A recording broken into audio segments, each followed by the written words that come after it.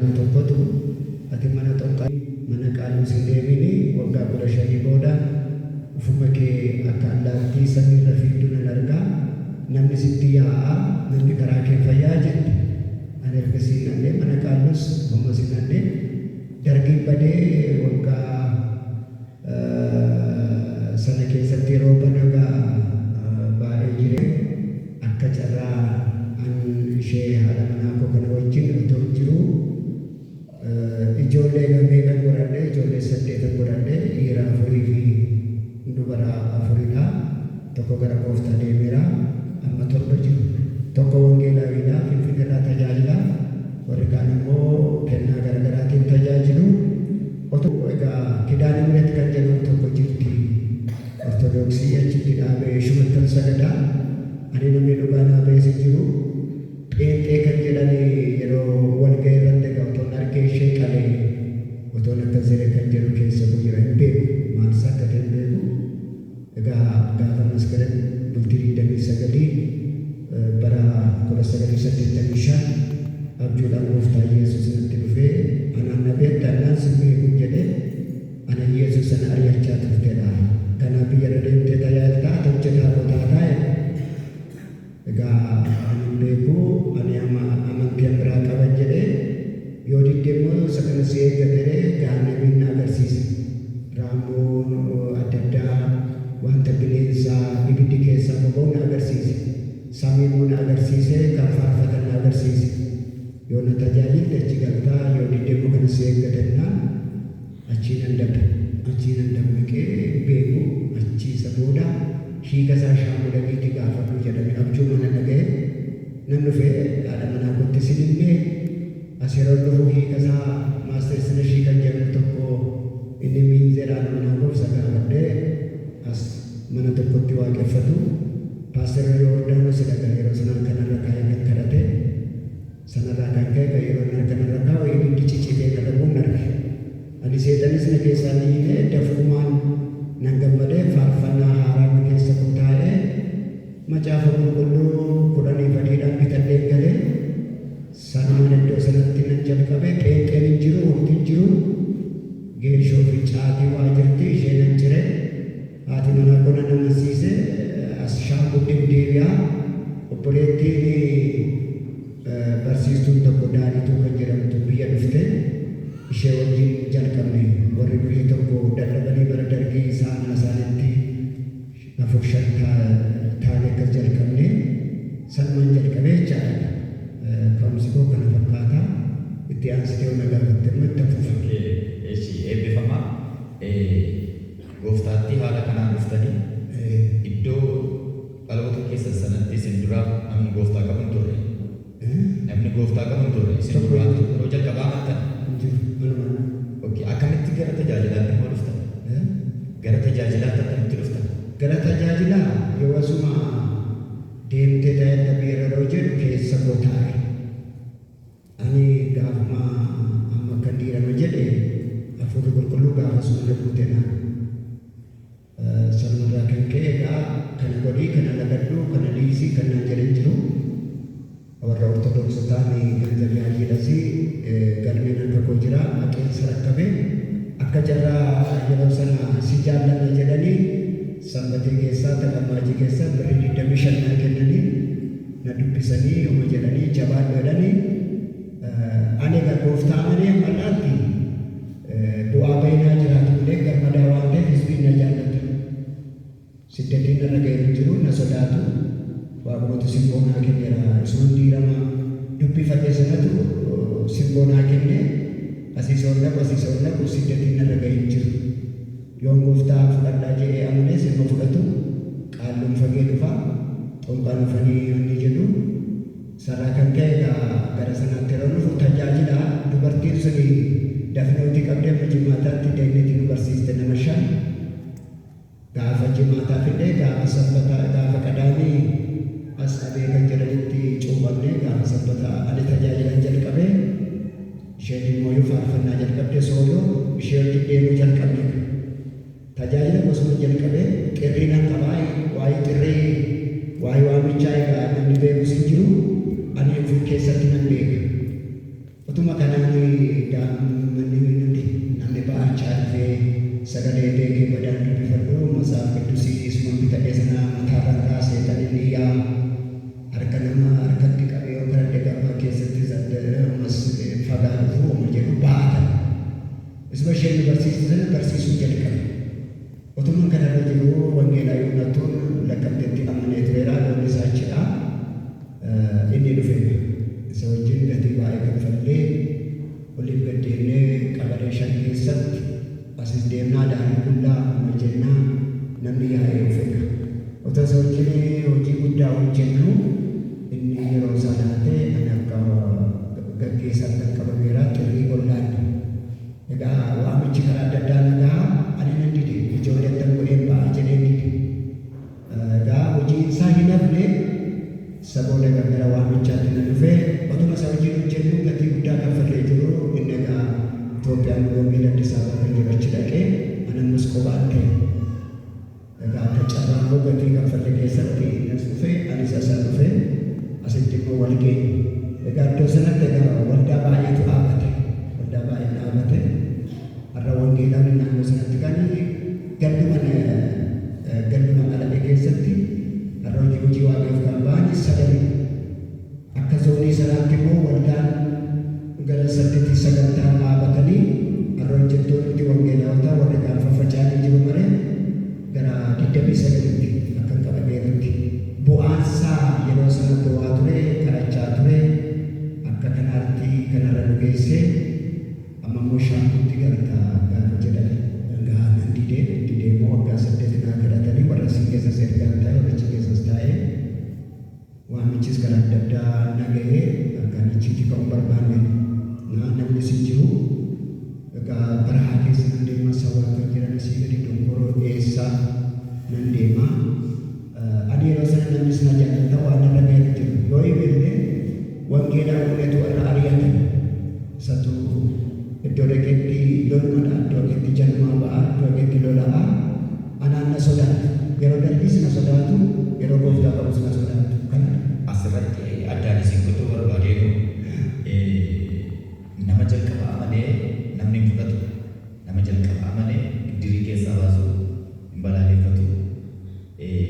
Isuma dargii keessatti aangoo qabdanii isin sodaatan moo maaliifidha kan keessan qorumsi hamaa kan isin kan geenye yeroo sana? Duruma yeruma dargii keessa simboo naa kenne duruma waamicha gantaa wallaalu malee akkuma Ermiyaas yeroo sana namni hiyyaatti agame ani hiyyaatti galle hiyyaatti keessa akka filatamu godhamee hiyyannan hidhachiisan yeroo hiyyannan hidhachiisan waggaa 3 hojjetee fi gaafan gara gooftaa kanatti immoo masaafa koo baay'een shubbitii isaanii baay'een qawwee isaanii baay'een hojjaa dhufe narraa sarakka baay'ee maaliif hiyyannaan uummanni si jaallataa maaliif silaa sarakkamnannaan inni kun isa lubbuu ajjeesudha inni kun isa lubbuu fayyisudha kana wajjin walitti hin ta'uu jedhe darasanii kun alaatanii na gadhiisan udduubatti si deebine uumasi jenne waldaa si geeddaranne ammarraatti kan maal jira namni na jaallata isa durii caalaa simboomatu narra taa'e simbooma waan narra taa'eef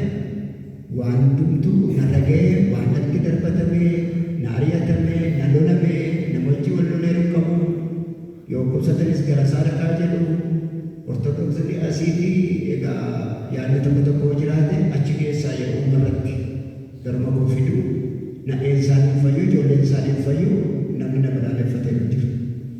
Waaqayyo gooftaan isin eebbisu yaada isaanii hordoftanitti yoo ta'e shubbutiis fudhadhee qawwees fudhadhee wangeela fudhadhee dhufeetanii wal faana hin deemu jedheetanii isa sana gashee kana fudhadhee ba'ee jedhan akka rukutaamee takkaa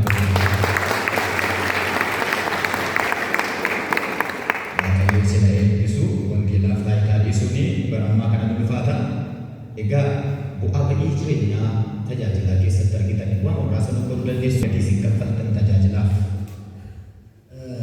Ani gatii kaffale dubbadheetu garuu gooftaan na gargaara waan rakkina odeessu sin qabu wangeelii gatii nama baasisaa gooftaantu waan na shaffaneef waan rakkinaa na oolchee na moosisee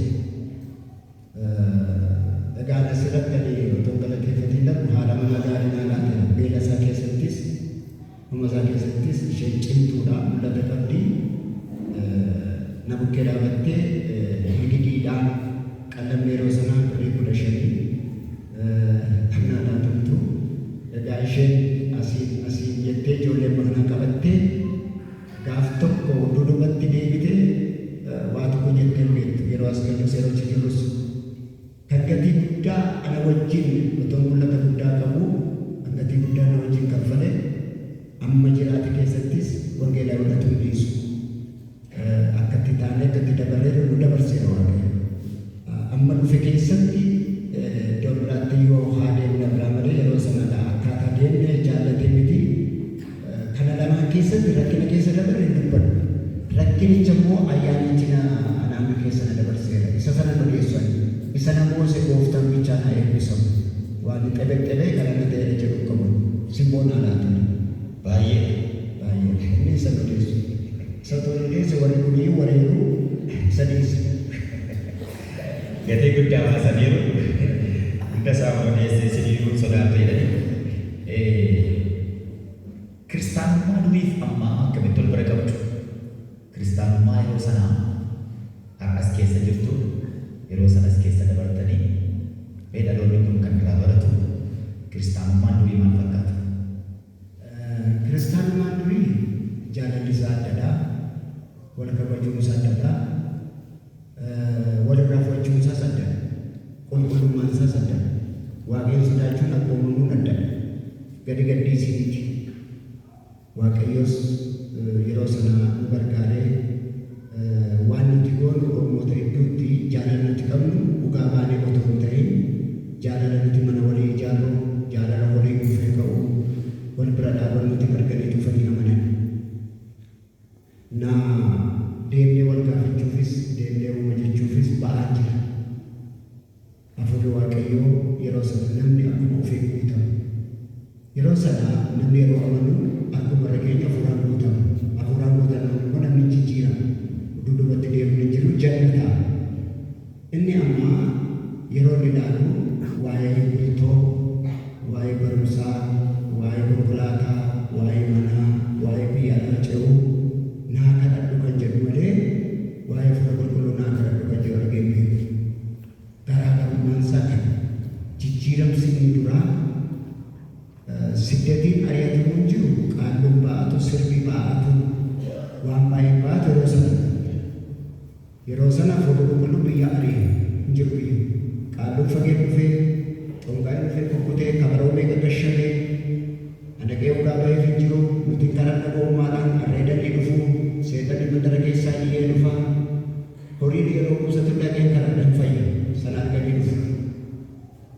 Naannoo keenya ortodoksonni jiru bishaan itti facaasu gaaf tokko ani keessa darbe keessa ishee gannan tuqaa qeesiin tokko dhufee nurratti ka'e anarratti wayni isa ari'aa wayni naan ari'aa jedhe naani egaa abbaa ari'aa waa qabbee ga'eedhe ani qaalluu torba hedduu fi qeesiin ollaa babalaa isaan hedduun jira waan lama na mudate keessatti ani arge keessaa qaalluun tokko cimtuu agarreetu jirti torbii kan jedhamu keessaati torbiitti sagadu anis nan sagada. Gaafa sadaqna barsiisonni gadi ba'anii waaqa guddataa fi waaqolee kana akka mootee dhaggeeffannanii taa'anii dhaggeeffatu jiini jirti. Isheen alaqaan isaanii suni warri kaan jaleedha. Inni alaqaan isaanii suni bakuraatan lafa kan jedhu qaba. Isheen sassaabdee nyaatti warra jalaa hin hoogganti. Hafuurri irraa badee jennaan shabboo badaalee sirba jalqabde. Durii barbadaa nyaatti millaacii nyaatti alachiisu. Farsoo keessa dhugaatii galaa harrooti afuurri ala jiru gajjallaa kana hanna gubu jira. Hadurreen leenca mokortee jettee sirbite. Hadurreen ana leenci isheedha. Egaa lammaffaa isaanii kukkufanii deemu. Deddeechi sanatti deemne isaan. Gaafa isaan irraa cal jedhanii bade torbiin isaanii hin badee ijoolleen isaanii dhufanii amanan. Isheen hadurreen leenca mokortee jette duute warri kan dhufanii irra talaatanii amma qeesiin tokko haa dhufu. Phexronni gibbii kana kan seene jedhee awwaache. Mee akka iddoo kana na hubatuun arga jedheen nan dhaqe. Akka carraa immoo tajaajila deeman taa'an. Innaa gaafa namu akka carraa nama du'e tokkotu geessinee gibbii kanaa baasaa naan jedhan. Gibbii kanaa baasaa jennaani na sodaatanii baay'ee jiru dhibee qeesiin fagee akka tokko ta'ee maalichiin baay'inaan nam tokko dhufe kana jaalala akka jaalalaatti lakki nama awwaala dhufe hayimaanotiin anuunfaatii biyya hundumaatii awaajii kanaan dura awaajii dhaga'eera abbaasiitiin abaasuma dhagaa jedhu otuma kana jennu dubartiin ishee duute sanaa obboleettii ishee faguu jalqabdi. Waaqayyo iddoo namaa gala yeroo rakkatanii innaa gaafa fagduu ishee kana ajjeesee ishee kana sana ajjeesaa jedhaanu qeesii dhaqee hidhaan taasisan tokkoyyuu masqalii argamnaan tokkoyyuu bishaan jaarkaanatti faca'amnaan tokkoyyuu amma harka koo maradhee gara irraa isaanii dhaabadha. Ani dubbadhu isaanii dubbatanii nama jumaani akkananii irraa ifa dubbee sheekun isa duutee sheekun isa duufi maal ijoollee jennaan nuu manikaa jedhan naa eeyyamtu jennaan jedhe gaafa isaan jedhani maqaa Yesuusiin iyyii bahiin jedhe kun immoo durmanaa laata beeku namni akka sadii iyyee bee reeffa isaanii footanii galan nam torba dhufee na duukaa amanu ergasiitiin irraa anni jedhe inni immoo fudhatee galee jira hin hafee ga dubbichi. Galanni Waaqayyoof haa ta'u. Wallorgommiin ture jechuudha. Yesuus hin mo'ate. Mo'ate Yesuus hin mo'isise. Mudannoo addaa qabdu. Mudannoo addaa kan yaadattan tajaajila keessatti. Tajaajila gaanii biyya rabaa deemeera san dubbadhu kan godhe gooftaadha. Ani shawaa keessas gibbii keessas iddoo namni keenya hin jiru. Garuu warra akka kee baratan warra iddoo guddaa ka'an wajjin malee hin qabu Waaqayyo. Ani kutaa barumsi kootti oola ayyaana irra jiru immoo guddaadha. Yeroo mana argan na tuffatu. Na ilaaluuf dura tajaajilii jiru. Gaafa dura tajaajilu immoo afaan qabatu deebi'anii immoo qalbii diddiiratu. Amma har'aatti iddoo namooti kan malu. Amma keessa na baranii mana wajjin jiraatan malee tuffii mana. Waaqayyo ani nan argama jedhee bahu ati argami jedhee bahu. Yeroo isaan inni argama inni argamu immoo afaan isaa qabsiisa. Buraayyootti iddoo sadiitti akkas na godhaniiru. Hamburrattis akkas ta'eera, Gimbiirrattis akkas ta'eera, Guduroo keessattis akkas na godhaniiru. Finfinneerraa dhufanii warra amma biyya alaatti tajaajilanidha. Caffee Doonsaattis akkas na godhaniiru. Faarfattoonni baay'eenis jiru. Garuu gooftaan na moosise. Tokko bichaatu hin dubbadhu buraayyoottidha. Egaa ani san beeku baay'ee dhaabuu qofoof jedhee mana dhaqeera. Wayyaan isaa baasuuf fadhee dhaqeera. Isa Oromoo fagee dhaqe. Yeroo ilaalu warri dhabee kan waamaniiru annaan dhabe lixa kanarraa paasteriidha. Yeroo beeksisa himu akkasii mudannoo keessaa isa kaan dubbadhu. Egaa jedhe akkasumatti ilaalee maantiin golaalee na tuffatee egaa irraa fudhadhaan illee warra beekantu waameera waaqayyo mata duree tokko naalaati irraa kaa'ee dhagaa jedhe. Maal turaa nama kaachisa jedhee fattiisa jedhachu addan barreesse. Gaafa isaan lallabu isaan dur seexannichi jirti jedhee ergaatiin bahu gaafa sanatti mul'atu talche. Isa booda umarratti wayyaa koofadhee isaatii booda suufii koofadhee isumatti isaa fudhadhee garuu uffadhee gadi ba'e. Wayyaan isin nama bareechatee beeku isa booda wangeelaa weedha. Amma gaafa sanbataatti mata duree kanatti fufaa'ee maali kontiraatan fuudheera boqoo jennaan haadhii isaa isa gaafas galgala haasofnaa.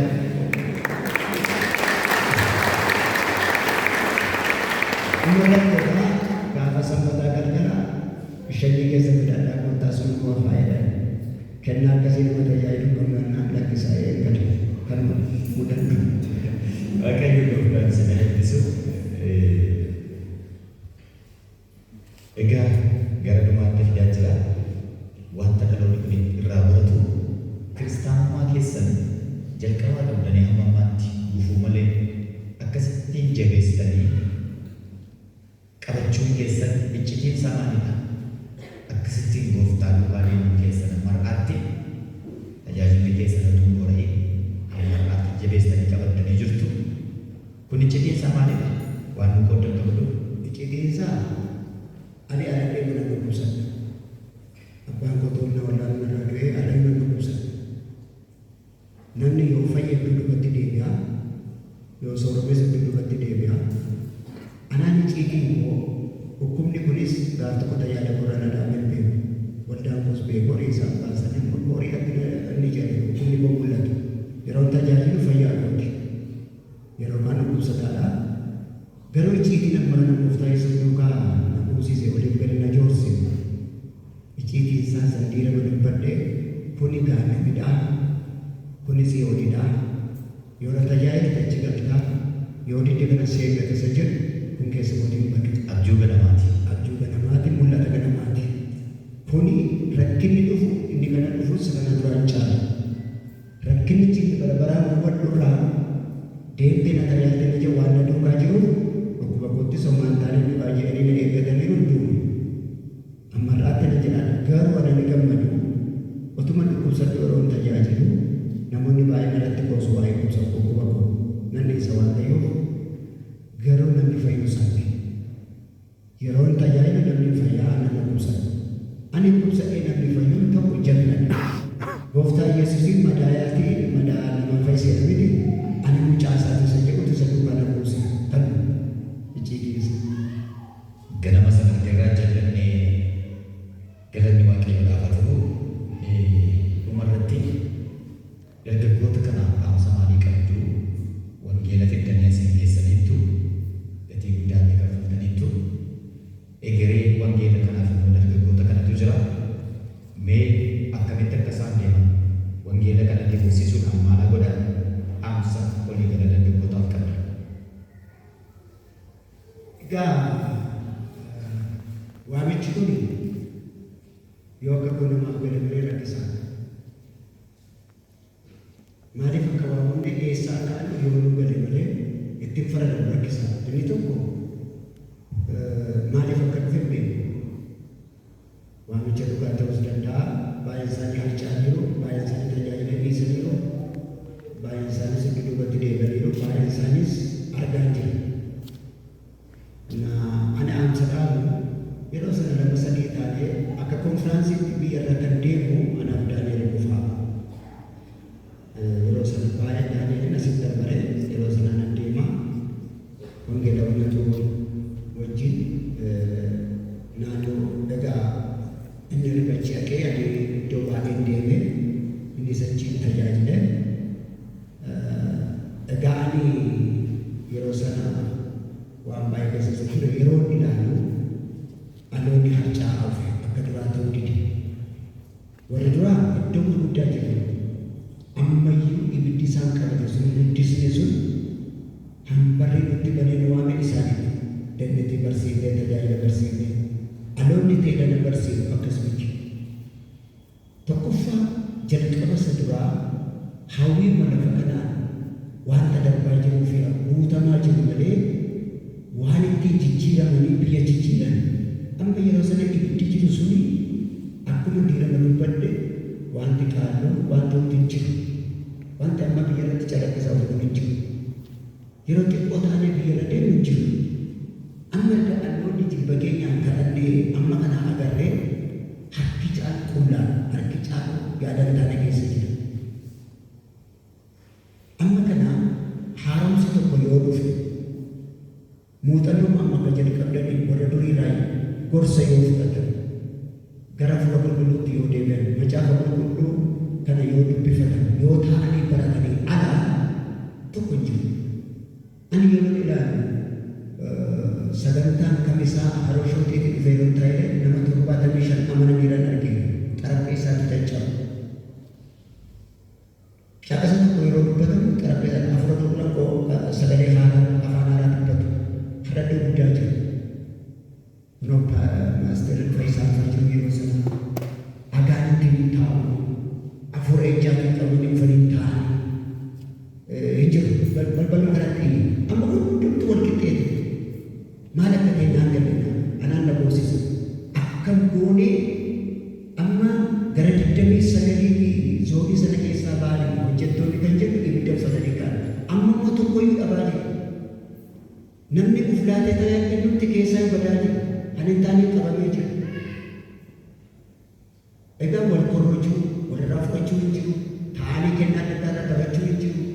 durii abbaa keenyaa jennee raawwanneeti agarna teenyeeti biqilii waaqayyo hojjetu aloonni yeroo sanaa gadi ba'uun hin jiru fiiguun hin jiru asii fiiga malee gadi fiiguun hin jiru.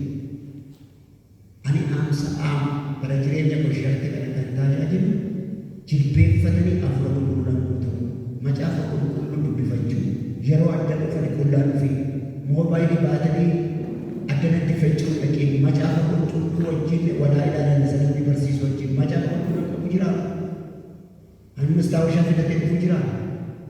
Ani mastaawashaa mana koo daarii namarraan bara bishaan abbayyaa ofiisaa abbayyaa ta'e coolee gamaa dhufu. Ani barumsi koo teoloojii baradhee dhufa hojii asirrii malee seertifikeetti maastersiisaa masaasii qabu. Garuu namoota kennaa adda addaa baradheetanii abbayyaa ta'e biyya jooraa jiru. Ammayyuu ganaan deema jedhee humni dhageessa jiru namni bifa goolaa malee. Isa tokkotu guduruttu isa gudurrutti akkanaan jedhe furdaa kana akkasii kana dubbaa kun ijaarsi kun danda'e dubbataa jedhe dayidaalee. Ani dhageenya anatu jaarsa masee kana kee aarsa irratti dhagayyaa. Dan mul'ata nama gurbaan nan du'e kan jedhee achitti dhufu. Ufee kirtaana ta'a maala tennaan anaa seenaan dhageema wangeelaa jedhaan jedhe wangeelaa miti.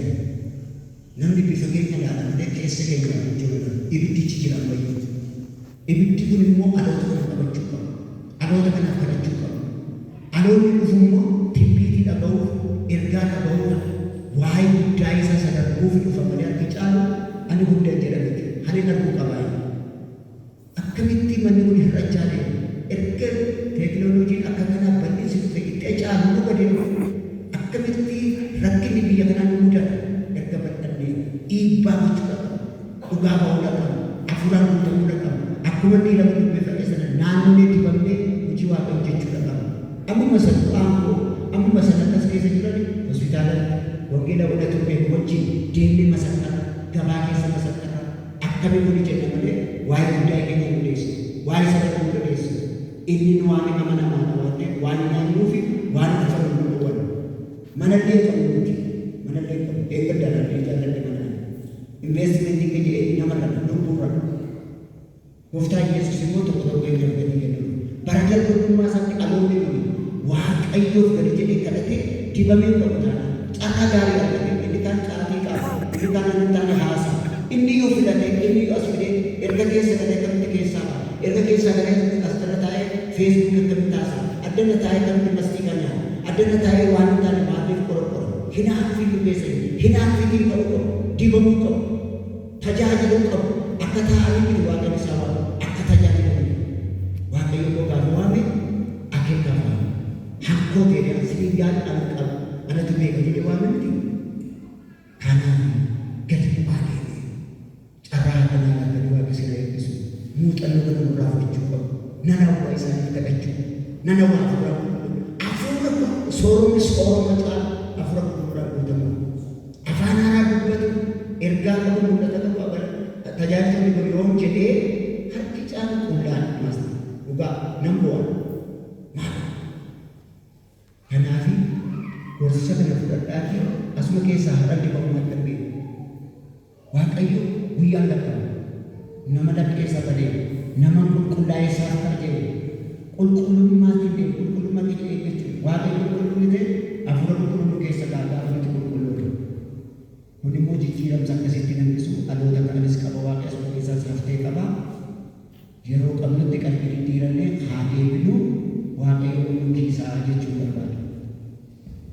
Waaqayyo bara baraan isin eebbisu dhaamsa isaaniirra deebi'u dhageessaniitu dhaamsa guddaa kan isaan olaan hafuuraan guutamaa jedhani isa kanarratti haa hojjennu muuxannoo gaarii muuxannoo dheeraa nu qoodanii sa'aatii keenyaaf gabaabsine kanaaf ol kaaneetu harka cabacabnee isaan geggeessina eebbifamaa.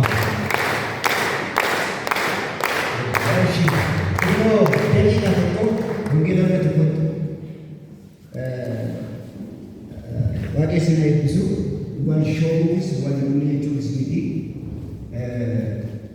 baay'ee yeroo sanaa sagantaan nu baasuu jiru.